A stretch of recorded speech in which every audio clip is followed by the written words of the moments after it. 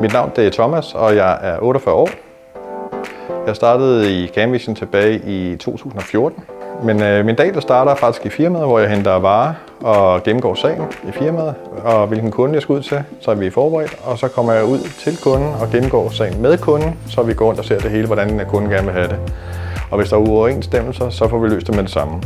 Og jeg kører så sagen færdig fra start til slut, så der kommer ikke alle mulige andre ind og overtager mine opgaver. Så det er faktisk det, kunden bedst kan lide, at der ikke kommer flere folk ind over.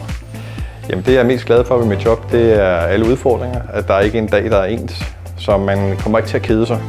Så der er altid et eller andet, der eventuelt kan drille, eller man løser faktisk altid løse problemerne.